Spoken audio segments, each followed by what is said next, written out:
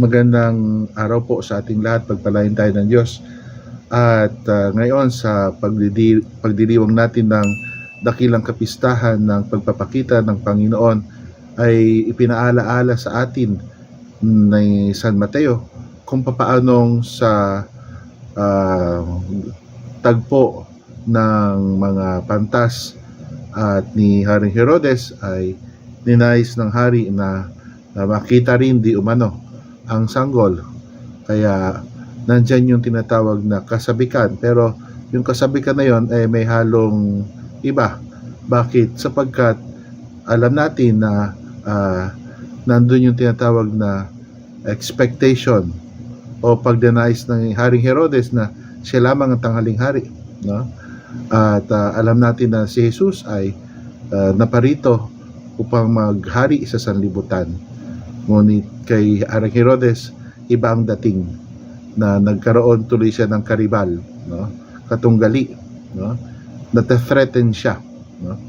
At sa kabila nun, ang mga pantas ay naglakbay papunta kung nasaan ang sanggol.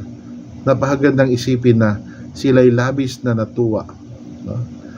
Nang makita nila ang sanggol, no? Kapag nakikita natin si Jesus, sana ganun din, no? Tayo natutuwa. Sapagat si Jesus ay hindi isang threat sa atin.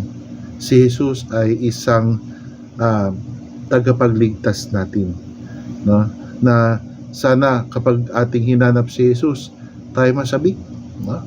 Kung paano ang mga pantas ay nag-alay ng ginto, kamanyang at mira, tayo din ay mag-alay ng ating sarili.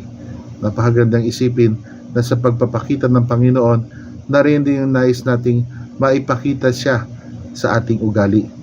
Na kahit hindi tayo perpekto, pero andyan naman ang Panginoon upang umalalay sa atin.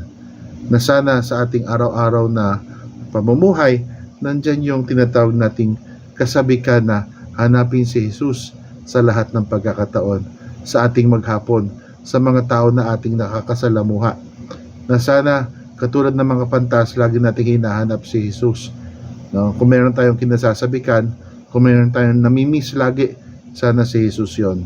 Sabagat ito magbibigay sa atin ng perspektiba, panipat sa ating buhay, upang lagi tayo maging focused, hindi nawawala yung focus sa ating maghapon. Kung kaya sa diwa nitong pagpapakita ni Jesus, no? Epifania, no? Ay makita sana natin siya sa lahat ng pagkakataon sa ating kapwang nakakasalamuha, lalo na sa mga dukha. Pagpalain tayo ng Diyos.